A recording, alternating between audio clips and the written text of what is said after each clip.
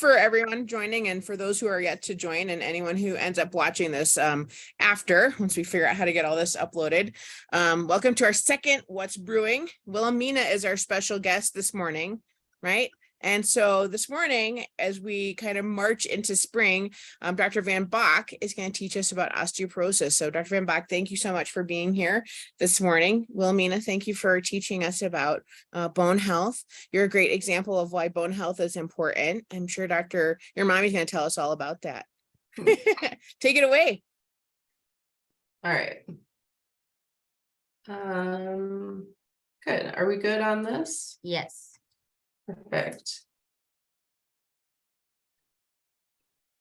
All right. Well, yeah. Hi, everybody. Thanks for joining. I have a presentation of indeterminate length. We can go as long as we want to. And we're going to talk about bone health, basically. And here I am with this coughing kiddo who didn't want me to put her down, and we'll see how long she lasts. All right.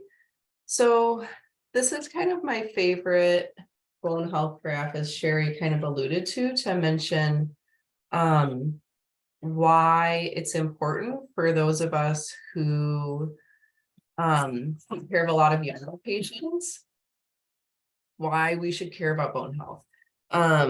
So the dark black line on this graph shows kind of a typical ideal pattern of development of bone mass in women.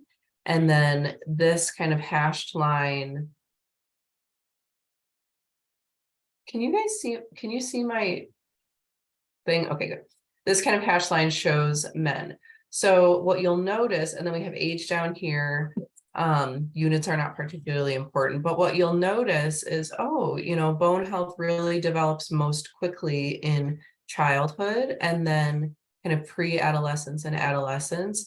And then the growth really slows down starting in someone's early 20s and reaches their peak. We tend to say we expect people to reach their peak bone mass around the age of 25.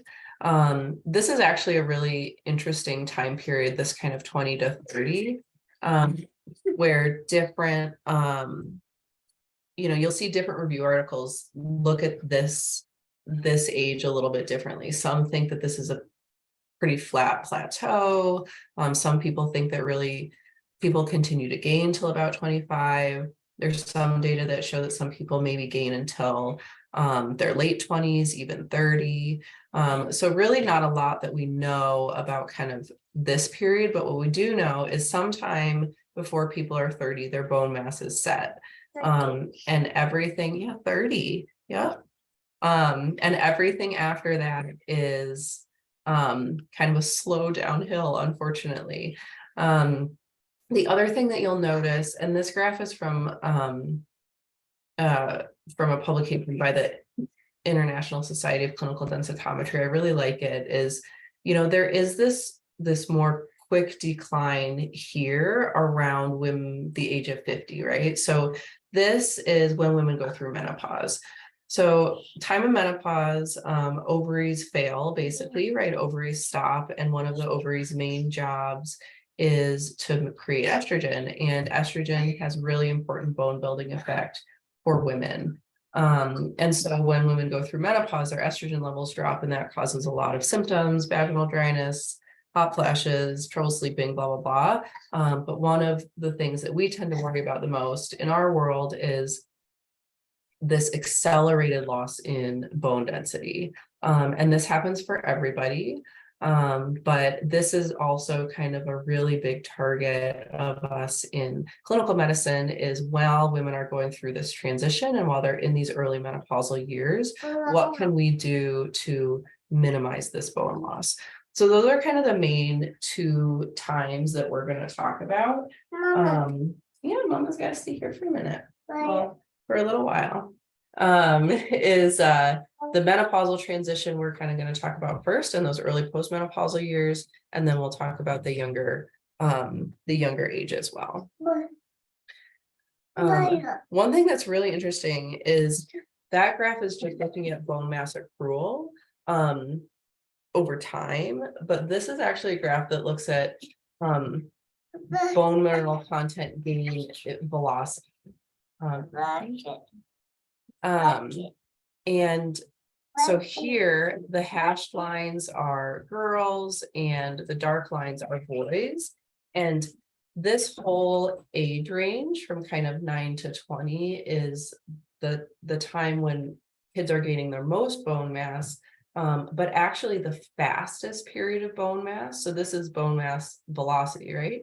The fastest periods for girls are this kind of like 10 to 12 age range. And then for boys, it's a little bit later, kind of 13 to 14. So this always, even me, this always surprises me when I look at this, to realize how much bone accrual happens at such a young age. And then the real question though is like, why do we care? Like, why does it really in the end matter what people's bone density looks like? This is just kind of a nice classic graph again from the International Society for Clinical Densitometry, looking at the correlation between bone density in females, bone density in males, and fracture risk. And long story short, the worse your bone density, the higher your risk of fracture. And so this is the thing that really, really matters to us. And, you know, in the world of sports medicine, our stress fractures matter to us a lot, but for the population as a whole, really, really what drives kind of interest in this in the healthcare system is postmenopausal and old age fragility fractures. The cost to the healthcare system of fractures related to osteoporosis actually comes in between the cost of cardiovascular disease and asthma over the lifetime.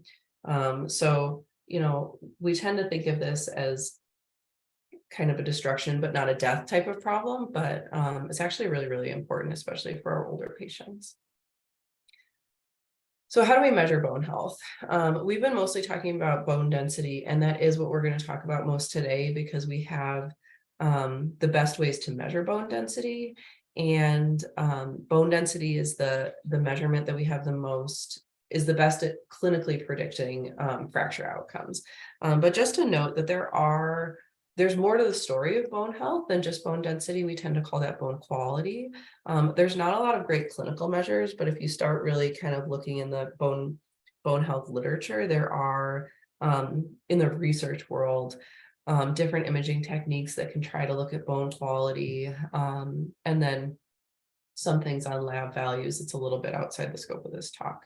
So mostly we're going to be talking about bone density, and that's measured with an imaging modality called DEXA. So thinking about DEXA, who should we look at? This is kind of me putting my primary care hat on. I talked about this. I've got some physicals over at Family Medicine this morning.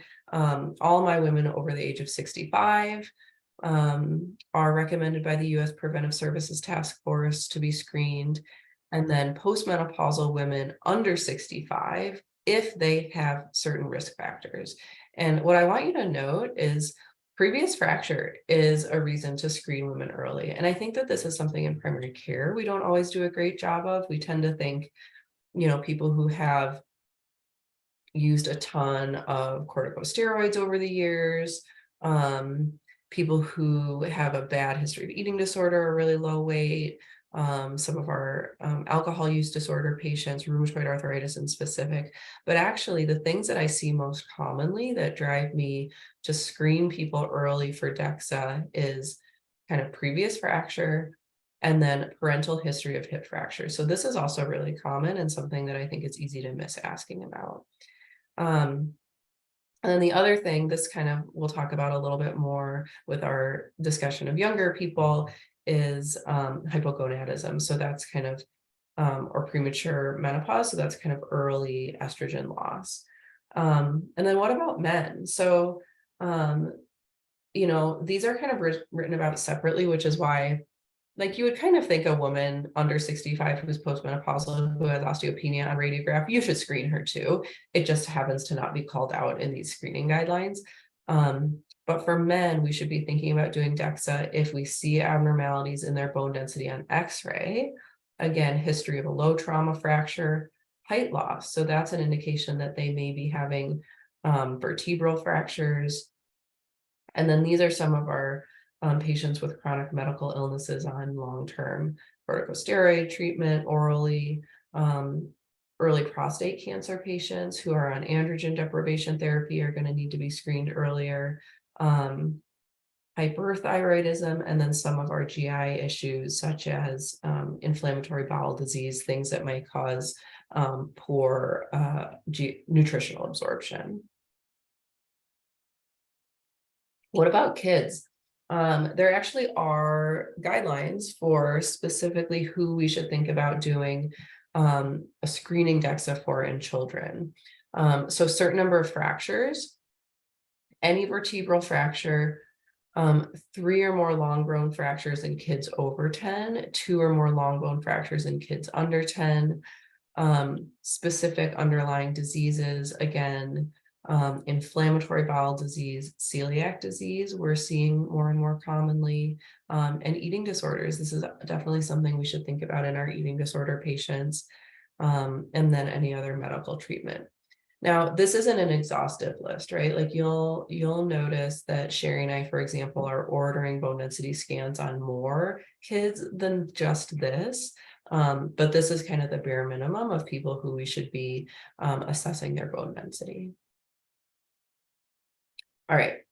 So the way that we do this, DEXA, a lot of people prefer the acronym DXA, but it tends to be easiest to write it DEXA. That's kind of the easiest way to say it. Is an X-ray based technology. It's a really low dose.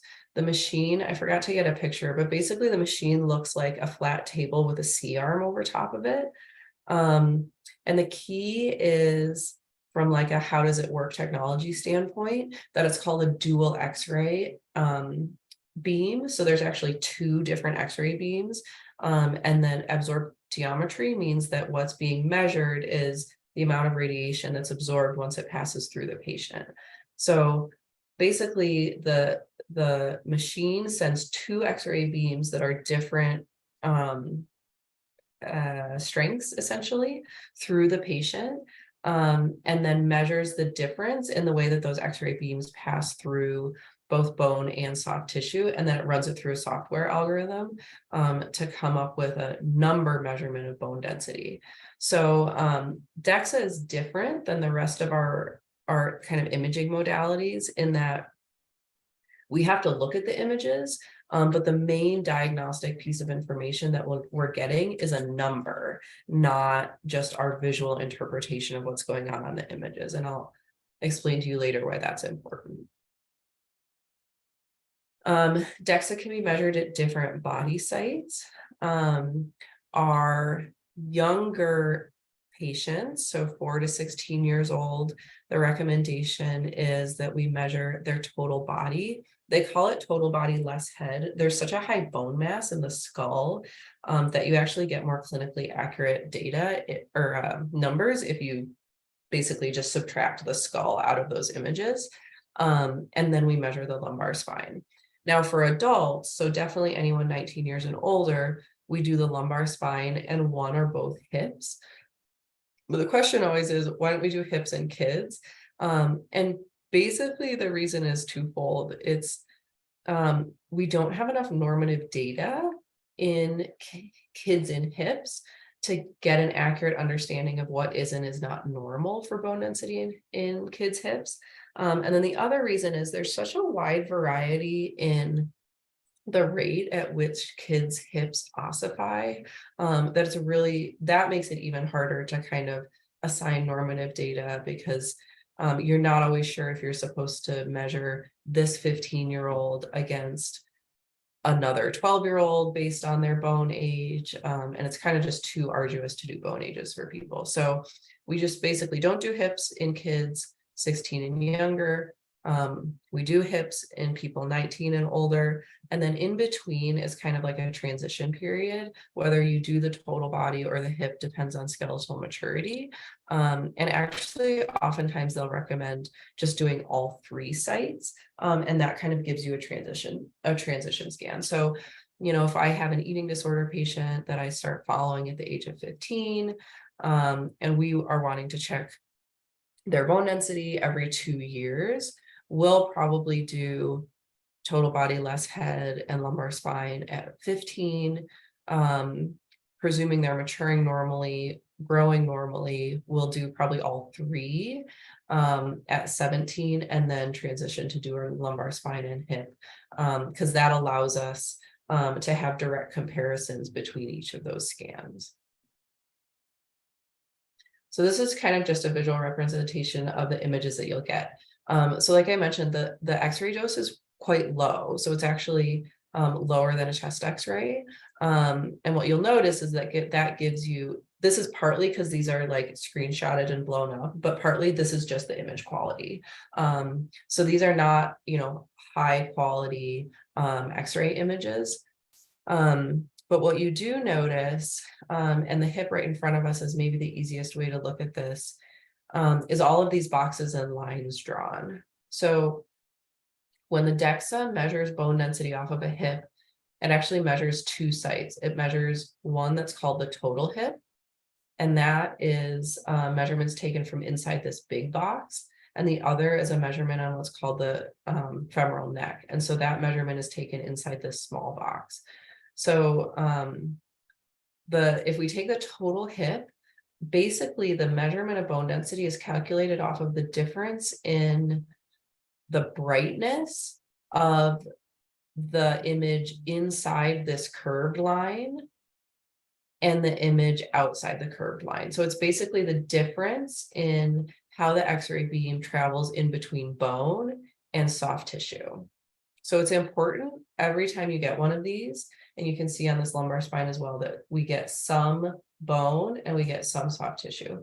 So the person who's interpreting the DEXA, the most important thing when it comes to looking at the images is basically making sure that these lines were drawn in the right way.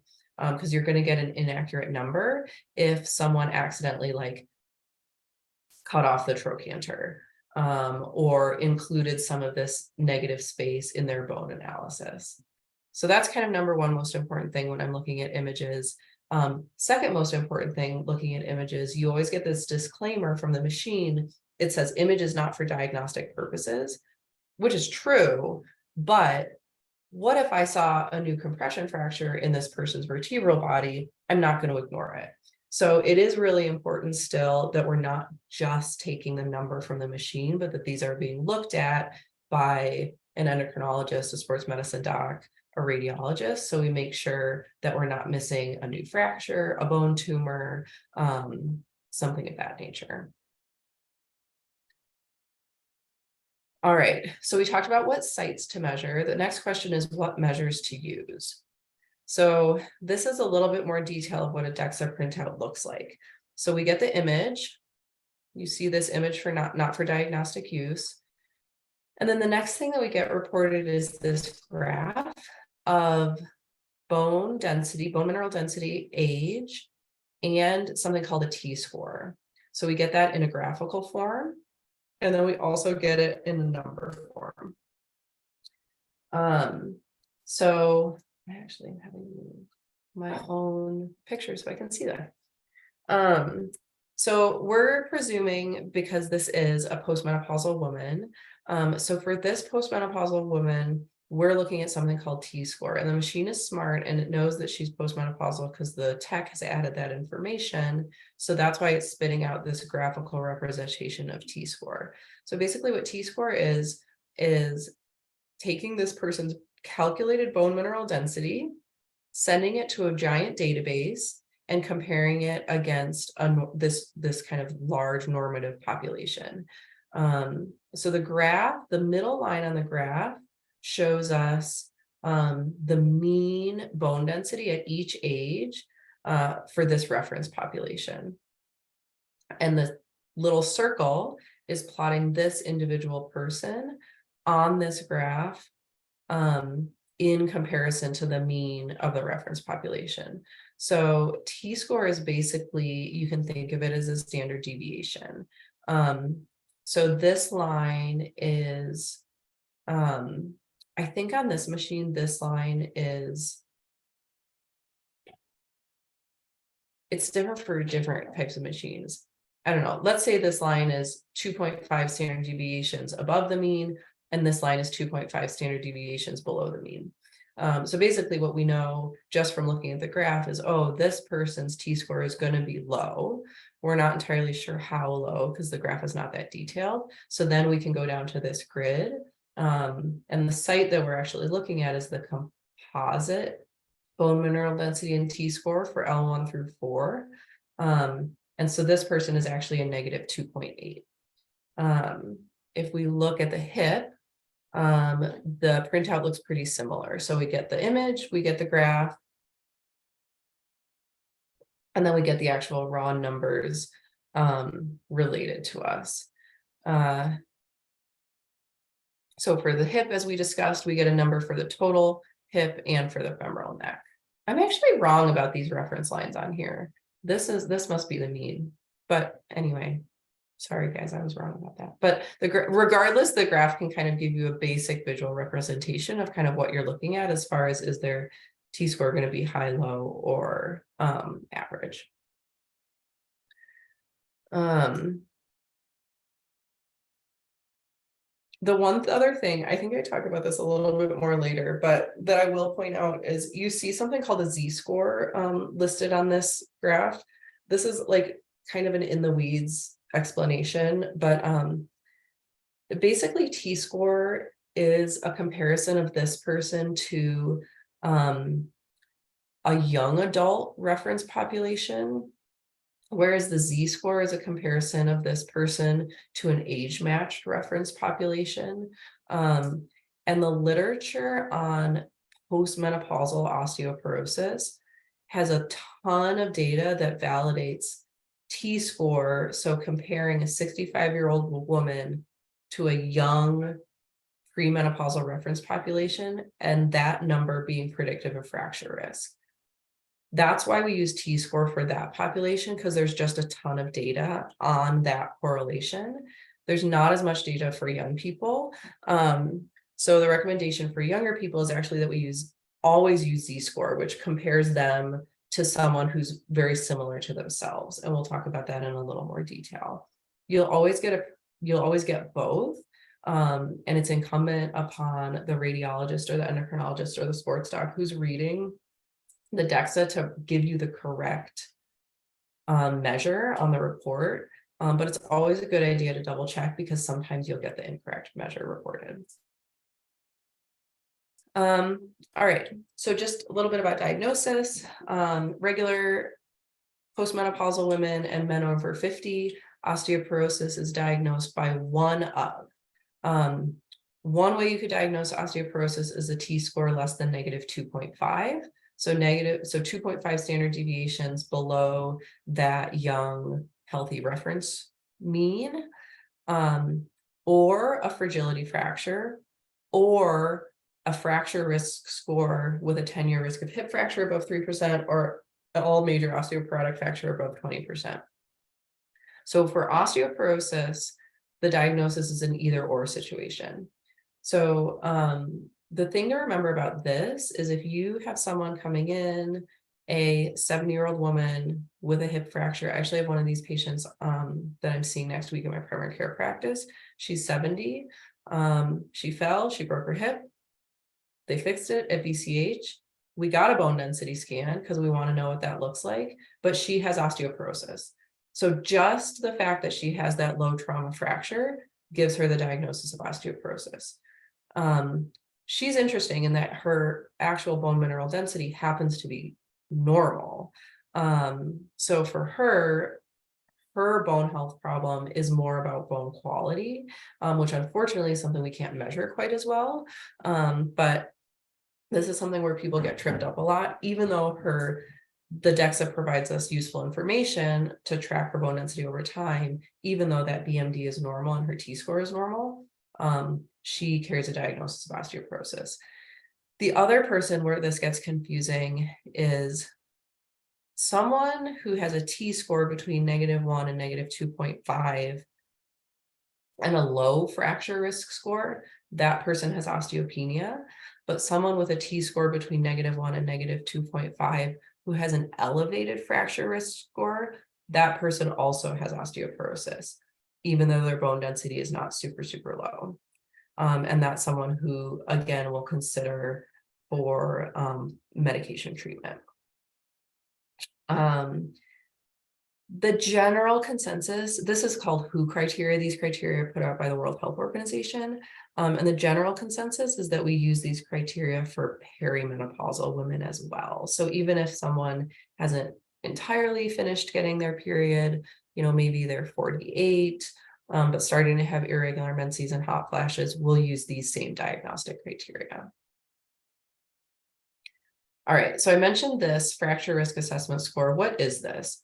So basically some really, really smart people in the UK put together a whole bunch of risk factors that predict risk of fracture and did some fancy statistics and came out with this risk score. So the things that you're going to want to know about if you're calculating someone's fracs: age, sex, height, weight, history of previous fracture, parental history of hip fracture, current smoker, high enough volume in the past or currently of glucocorticoids, so oral prednisone, rheumatoid arthritis specifically, secondary osteoporosis. So maybe is this someone who has osteoporosis because of hyperparathyroidism, like a medical condition, heavy alcohol use, and then hip bone mineral density is actually a little bit better at predicting risk of hip fracture than lumbar spine bone mineral density is. So that's why we put in hip bone mineral density to this calculator. And then you put all that information in and it spits out a number and it gives you 10-year risk of hip fracture and then 10-year risk of all major osteoporotic fracture. So that's what FRAX is. It's a free calculator available online. In general, people who read DEXAs now will do the FRAX calculation for you. And they just collect all of this information real quick before someone gets their DEXA at the time of the scan. All right. So what about premenopausal women? So what about your 40-year-old woman who just finished having her 2 kids, trying to get back into marathoning, has a bad stress fracture, and we want to check her bone density. So for this person, we're going to check Z scores. So remember, T scores are only postmenopausal women and men over 50, and that's because they were studied in that population. Premenopausal women and men under 50 have not been studied as well. And so we just compare them directly to people like them. So for this 40-year-old woman, her Z-score gets determined by sending her bone mineral density number to a database of 40-ish year old women.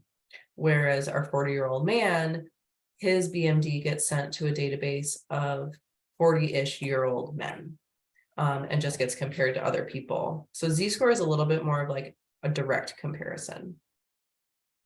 Now, Endocrine Society, International Society for Clinical Densitometry, all of these organizations that focus primarily on all comers in the population, all that they have to say about Z-scores is that above -1.0 is normal and below negative is definitely normal, and below -2.0 is below expected for age. Osteoporosis is defined as a bone density, a Z-score at or below -2.0 with a clinically significant fracture history. So for postmenopausal women, all you have to have is one criteria. For premenopausal women, you have to have the low bone density and the fracture. But what about us? What about our world? What about our athletes? Definitions are the same in children and adolescents, in kind of the like general population. But we know, right, as sports medicine providers, that athletes, particularly in weight-bearing sports, should have a bone mineral density that's at least 5 to 15% higher on average than non-athletes. And so data and kind of reporting from the American College of Sports Medicine basically says that any Z-score less than -1 in an athlete should be investigated further. So the way that kind of I practice, the way that we teach this to the sports medicine fellows, especially for our population, is I add this kind of third criteria for Z-score. And this comes directly from an ACSM reference consensus statement on the female athlete triad, is that in this population, in athletes, in active young people with a Z-score between -1.0 and -2.0, we should consider that low. Specifically, ACSM says low for female athletes in weight-bearing sports, but as we learn more about how kind of relative energy deficiency can affect men, we tend to apply this principle to men as well. But then the osteoporosis diagnosis remains the same. So this happens pretty frequently. You know, we'll have someone with a bad stress fracture, check their bone density, they have a Z-score of -1.2. The radiologist says that it's normal, and we look ourselves at the data because we know that we're supposed to do that. And we say, well, actually, for this person, this is considered low bone density. It'd be nice if what we could call it in kind of EPIC is low bone density for age and activity level, or activity history, but there's no such diagnosis, so we just call that below expected for age. And then if they've had this clinically significant fracture history along with that and a very low bone density, then we can give them the osteoporosis diagnosis. All right, so real quick, if we do have someone who we give a new diagnosis of osteoporosis to, really, we shouldn't just be saying this person has osteoporosis, and now we're going to treat them. We should say, hey, let's make sure that there's nothing else that's causing their osteoporosis. For most people, so probably 80% of patients, their osteoporosis is caused by low peak bone mass plus genetics plus estrogen loss. But for about 20% of people, there's actually a medical or specific nutritional condition that can be identified as a cause of their osteoporosis. So these are the labs that we might do. Basically, what we're looking for are autoimmune conditions, thyroid disorders, parathyroid disorder. The parathyroid is these 4 little spots of really small glands that live right on top of the thyroid, and they help regulate vitamin D and calcium homeostasis in the body. Vitamin D deficiency can cause osteoporosis. We'll check for celiac disease because that can often be kind of a silent cause of poor nutritional absorption.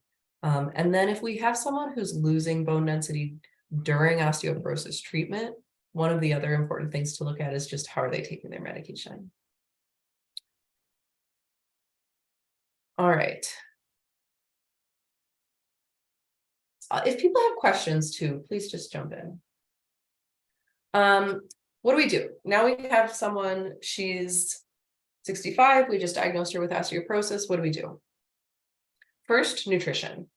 Overall nutrition, yes. But micronutrients, the 2 keys are calcium and vitamin D.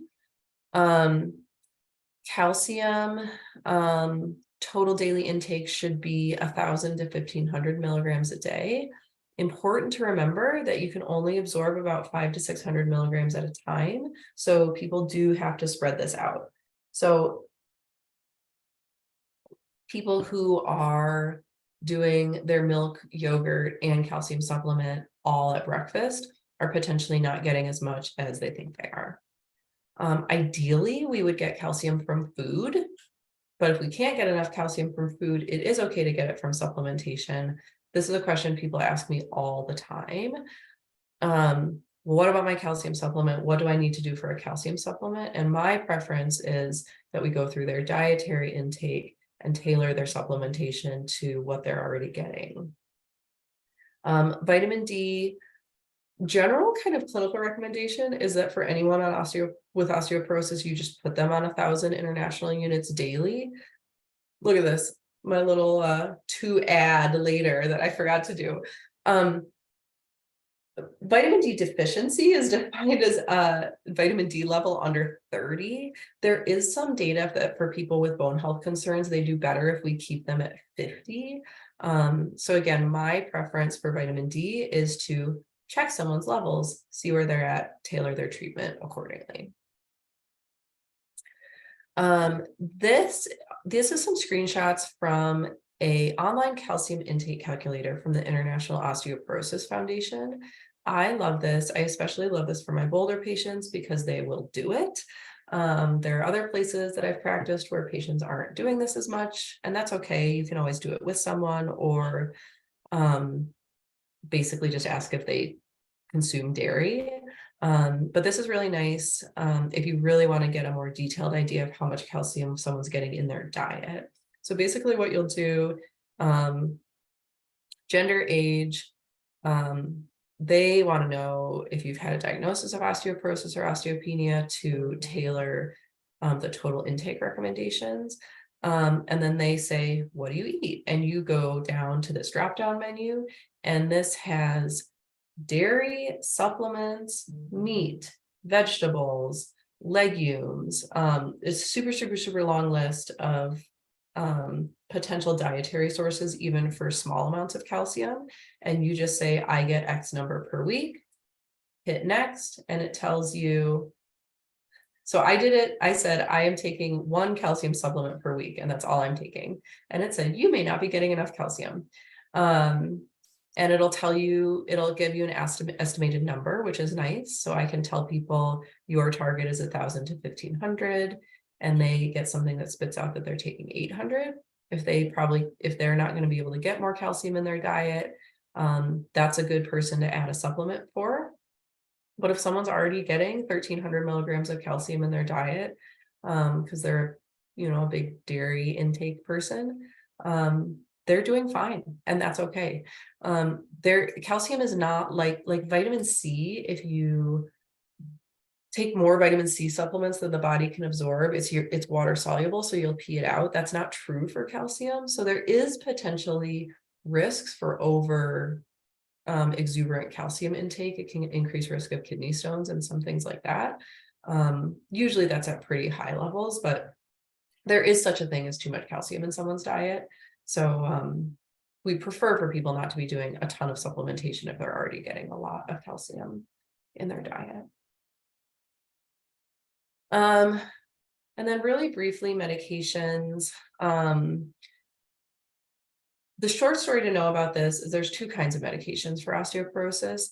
The first, which are called anti-resorptive medications, those prevent bone resorption. So bone normally in everyday life in response to weight-bearing micro trauma goes through a cycle of eating up some old bone matrix and then laying down new bone matrix.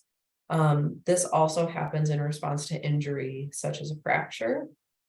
So a fracture, the body sees those jagged edges, it eats up the edges, goes through its kind of signaling process, and then lays down new bone to bridge those edges back together. That's how a fracture heals.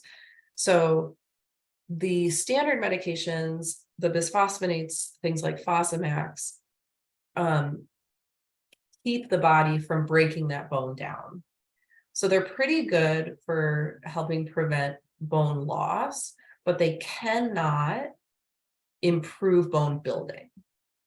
They're the oldest, they have the most data, they have good data for improved fracture outcomes, and they are recommended as first-line therapy for most people with osteoporosis. The other type of medications are called anabolic agents. These are bone building. These stimulate bone resorption. Mostly they're like hormonal analogs, basically like hormonal mimics. But then romosozumab is a monoclonal antibody that targets the bone building pathway. These are approved for severe osteoporosis, so tend to be second line for people who have failed kind of first line treatment and tend to be injectable. But these are kind of just the words and the things that you'll typically hear about. Other kind of interesting fact, I won't go into detail about this too much. Bisphosphonates don't work forever, so their effect is actually time limited. And so for most patients, if we're using an oral bisphosphonate, we do it for 5 years, and if we're doing IV, we do it for 3 years. And this is just because outcomes are not improved if we do it longer than that, but risk of side effects is increased. And then we'll do a drug holiday, monitor how people are doing. Are they starting to lose bone density again? And then if they are, we'll often consider a second line medication. If someone is already on a non-bisphosphonate, then we don't do drug holidays because those tend to have a much worse kind of cliff. And people are at risk for having their bone density fall off if we stop.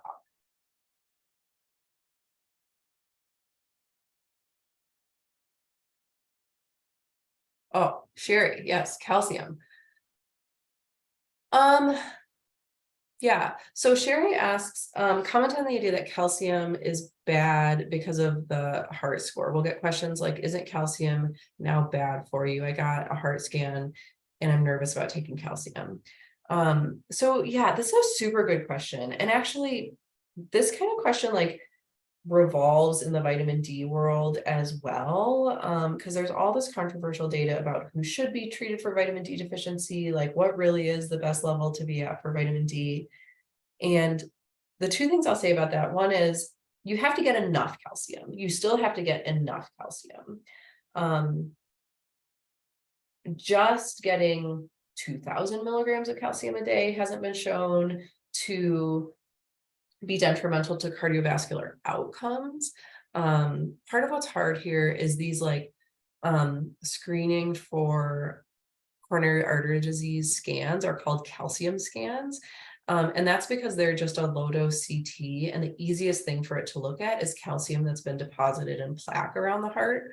So it's not necessarily a function of like calcium intake. The issue there is the cardiovascular disease. It's like the plaque, the cholesterol that's being deposited in those arteries that just happens to kind of build up calcium in it. So there's still concern if people are kind of overdosing themselves with calcium supplementation. So another good reason I think to kind of have this conversation with people that just don't take like 12 of those like Boniva chews a day. Like, let's think about what we're doing. But we want to make sure we're in the right range, because being low is not going to help anybody, and it is going to hurt your bone health. And then basically the same goes for vitamin D. You know, I think if we can be really intentional about what we're doing and make sure people are being treated at the right level, then we shouldn't run into problems from a cardiovascular standpoint. It's a really good question.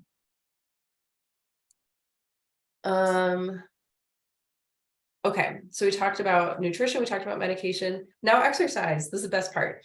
So exercise, weight-bearing exercise has really, really, really good evidence that it improves outcomes in postmenopausal osteoporosis. So absolutely, an exercise prescription should be part of the treatment plan for everyone with osteoporosis. Basically, what I've done here is just put some screenshots from this really nice handouts from the American College of Sports Medicine, this exercises medicine division. And this is their being active when you have osteoporosis handout. So here's some tips and tricks. I'm not going to read this all for you. You guys can read. But what needs to be part of an osteoporosis exercise program? First, most important, weight-bearing activity. And I love that they put this little tennis athlete in here, because we know from the youth bone health literature that people who do activities with multi-directional loading, so not just running in a straight line on the sidewalk, do better from a bone outcome standpoint than people who swim, bike, or even just do distance running. So in my ideal world, weight-bearing activity would include tennis, basketball, soccer, even trail running is more multi-directional than just running around a track.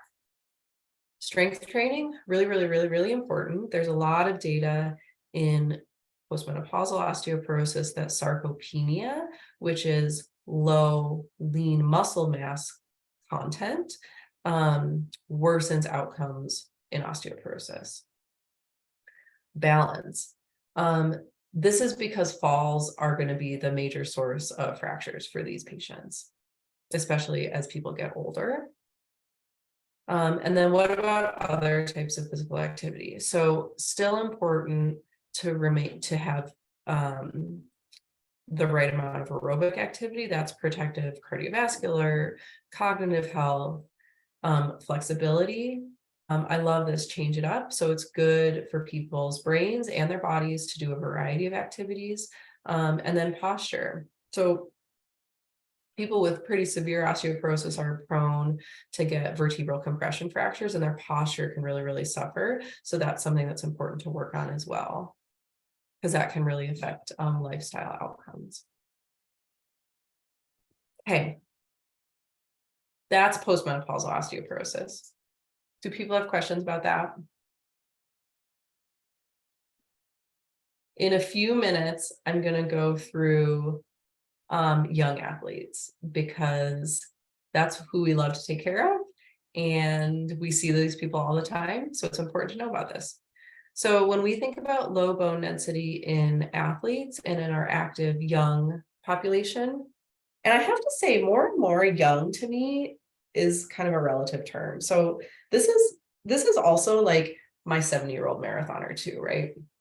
But mostly this comes up in our younger athletes.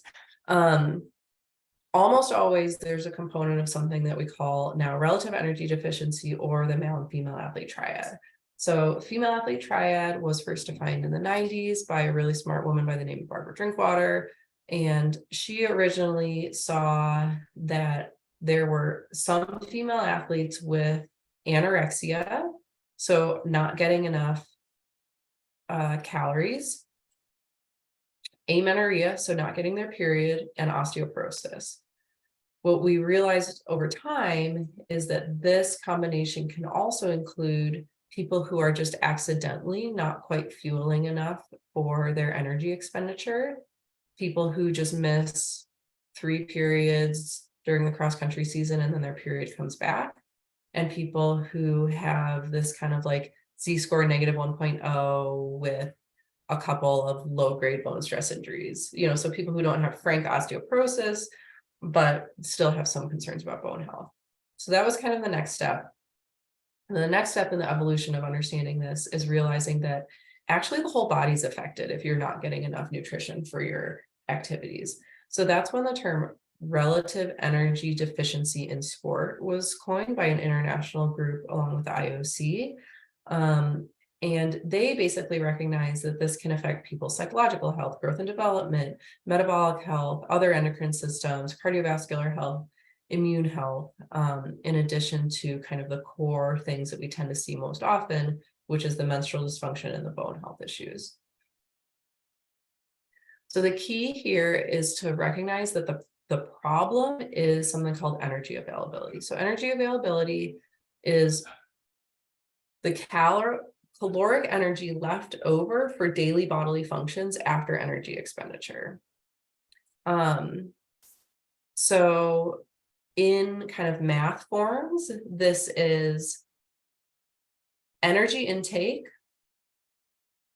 in versus energy output. And then the way we get a real number is by dividing that by someone's fat-free mass, because that's a surrogate for how much they're going to need for their, what we call their resting metabolic expenditure. So just to like get out of bed, go to the bathroom, sit at their desk, use their brain all day. So basically, if someone is running 50 miles a week and they're not getting enough calories to keep up with that, the thing that's going to suffer first are their kind of daily bodily systems. And that's all this stuff, right? So the body will say, I don't like this, I'm not getting what I need, I am going to shut down my reproductive system. I don't like this, I'm not getting what I need, I'm going to take some nutrients from my bone system, because that's a really nice sink of calcium. And then on with all the other physiologic systems. So what do we see specifically for bone health concerns and low energy availability?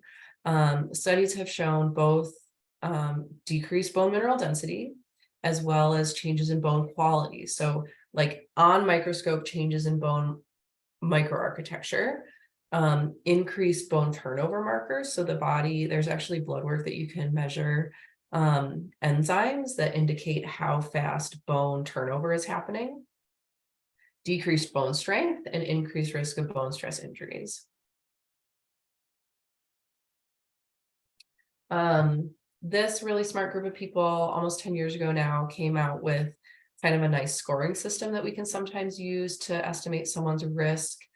How severe are they on the female athlete triad spectrum? So these are the most kind of evidence-based risk factors. So low energy availability or history of disordered eating or eating disorder, low BMI, delayed menarche. This is the age when someone's period starts. Oligomenorrhea or amenorrhea, so missing a few or a lot of periods, and then history of stress fracture. So this tends to be the way that most of us in the sports medicine world now think about who we should do a DEXA scan for, is people who are tending to score moderate or higher risk on all these kind of history factors. Those are people that I really want to know what their bone density looks like. And then just real quickly about treatment. Okay, I'm not going to go through this, but at some point you guys should ask me. This is a really interesting trial that some really smart women did at Penn State, with the punchline being the way to treat this condition is by improving nutrition.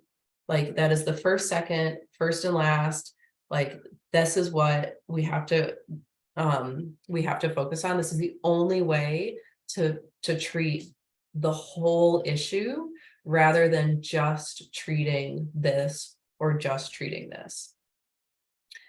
And this can be done in a lot of different ways. Basically, that trial showed that even if someone can't, like ideally we would have someone work on this with a dietitian, but even if someone doesn't have access to a dietitian or it's going to be a long time, even having someone like Sherry or I say, you know what, we're going to start by just adding 300 calories a day. Here are packs of almonds, 100 calorie packs. You need to eat 3 of these every day. So even just a low effort intervention like that, it has been shown to move the needle on this condition. So I think a lot of the time our trainees, like our sports medicine fellows, feel really intimidated because they don't have the background in nutritional counseling. And I think this is just really, really important data that kind of came out of that trial is even if you can't get someone in for the ideal world, you have to do something, and doing something is going to be helpful. So targeting someone's nutrition is the most important thing. The thing that goes along with that is why is their nutritional intake low? Obviously, if they have a true eating disorder, that's something that needs to be treated from a mental health standpoint. But it's also really important that we're kind of over time, as we know our patients, digging into this a little bit and trying to figure out, is this someone who really is under fueling completely accidentally?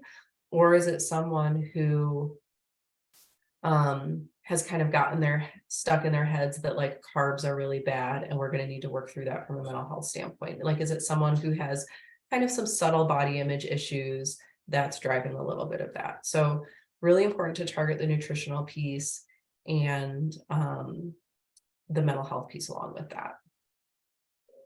So again, blah, blah, blah. Oh, so with treatment, just important to remember timeline for this. So recovery of energy status can happen really quickly. Recovery of menstrual status can take months, 1 month or many months. But it's really important for us to remember and reassure our patients that recovery of bone mineral density can take years. And some of it, unfortunately, if this person was underfueled during a time when they were young enough that they were really accruing a lot of bone density, like the cat might be out of the bag a little bit. So if we catch these people when they're 25, we may just be doing a little bit of damage control. And that's okay. We still are going to do everything that we can do, but just kind of important to remember that the bone density recovery takes a really long time. And I think this is kind of this is a bit of like a conversation I have with surgeons a lot of times is, well, they have a fracture. I sent them to you. Why is their bone density not better 3 months later? And that's where the message is like, this is the long haul. It's hard work and it's going to take a long time and it takes that relationship. So yeah. A few other things if people have questions, but we are basically out of time. So thanks everyone. Karen, before people go, can you make a real quick comment, just so everyone's clear? You will sometimes see a lot of bad information out there about hormonal supplements, taking oral birth control as a way of increasing your bone mineral density. Can you make a quick comment? We made some changes for those of you who are from BCH that I see that are on here. We did make some changes actually in the, I hope we did, in the bone mineral density that you're getting. We had seen some statements that had said you can take an oral birth control to increase your bone mineral density, and it was on the DEXA report. We did talk to Dr. Nichols about making sure that that got off there. Can you comment on the on what is the truth about hormonal supplementation and increasing bone mineral density? Yeah. So there is one of this reminds me, there's one other thing I do want to say. This is another kind of surgeon question I get sometimes is like, why can't we just start an osteoporosis medication for this 25-year-old with osteoporosis? And the reason is never use bisphosphonates for reproductive age women. They are highly teratogenic and they're stored in bone. Because they affect bone remodeling, they are literally stored in the bone. So you have absolutely no idea how long that medication is in that person's system. So if I treated someone who's 25 for 2 years and she gets pregnant when she's 30, that fetus could potentially still be exposed to that medication. So that is like a no. I won't talk about anabolic agents. It's a longer story. But yeah, Sherry, super good question about the hormonal treatment piece. So for a long time, and this still happens in primary care, this still happens in OBGYN, this still happens in endocrinology. Young women will come in, they'll say they're not getting their period, they're diagnosed with functional hypothalamic amenorrhea, which is the female athlete triad mechanism of amenorrhea. And we know that they must be estrogen deficient, which is true. And we know that for postmenopausal women, the way that we treat this is with hormone replacement. And we can do that in many different ways. And it's good for their bone density. So that is true in postmenopausal women. But in our younger patients in this situation, it turns out that estrogen absorbed orally goes through a first pass metabolism effect that blah, molecular signaling stuff that I always have to look up to remember, basically negates its effect on bone health. So orally absorbed estrogen happens to not be effective for the outcome that we care about. All that putting someone on that 16-year-old with relative energy deficiency, putting her on birth control, all it does is give her a withdrawal bleed every month. So it might make people feel a little bit better, but it doesn't improve bone outcomes. It doesn't fix the underlying problem, which is that she's not getting enough nutrition, and therefore it's not going to do anything for kind of the rest of the body systems that are unhappy in that situation. And then it also takes away our ability to use her menstrual cycle as a way to monitor her bone health. or her nutritional health. So the current recommendation is that we don't use oral estrogen for these patients. Now, there is evidence, because transdermal estrogen does not go through that same first pass metabolism effect, that transdermally supplemented estrogen can improve bone outcomes.